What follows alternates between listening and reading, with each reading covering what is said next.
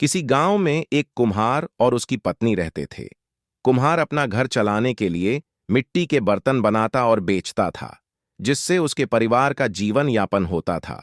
कुम्हार बहुत ही नेक, शांत और सहनशील इंसान था, जबकि कुम्हार की पत्नी बहुत गुस्सैल थी। उसे हर किसी बात में गुस्सा आ जाता था। वह समझ नहीं पाती थी कि उसे इतना गुस्सा क्यों आता है। बाद में उसे महसूस होता था कि उसने अपना कितना नुकसान कर लिया है, कितने लोगों से अपने रिश्ते खराब कर लिए हैं। उसकी इस आदत को कुम्हार बहुत अच्छे से जानता था।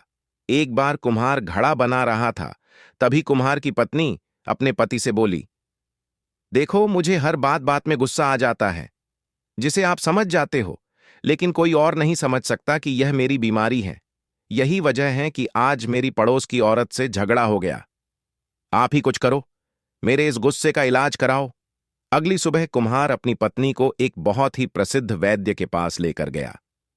वैद्य ने कुम्हार की पत्नी की बातें बहुत ध्यान से सुनी।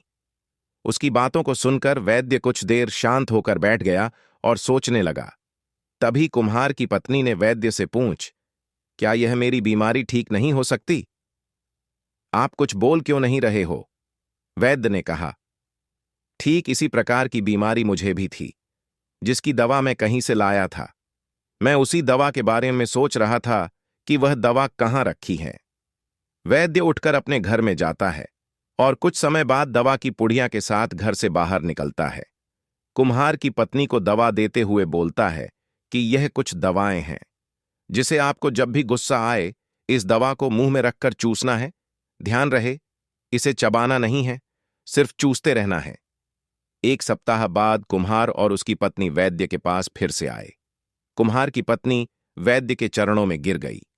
वैद्य ने पूछा, क्या हुआ? आप ऐसा क्यों पास फिर से आए? कुम्हार की पत्नी वैद्य के चरणों में गिर गई। वैद्य ने पूछा, क्या हुआ? आप ऐसा क्यों कर रही हो? मुझे विस्तार से बताओ। कुम्हार की पत्नी ने कहा, आपकी दावा ने तो कमाल कर गई, जिसकी वजह से हमारे कई सारे रिश्ते टूटते टूटते बच गए। आज मैं अपने पति के साथ झगड़ रही थी, तभी मेरी सासू मां आ गई। जैसे ही मैंने उनको देखा, आपकी दावा खा ली और मैं बिल्कुल शांत हो गई।